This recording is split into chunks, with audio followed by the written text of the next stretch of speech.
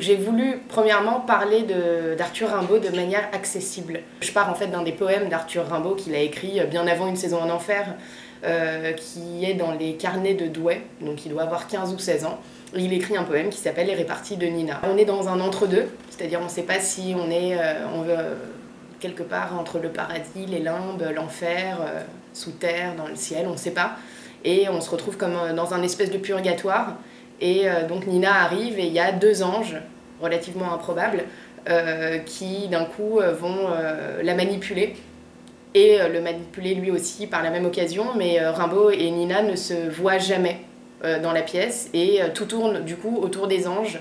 Et il y a une espèce de mise en scène relativement circulaire qui se met en place.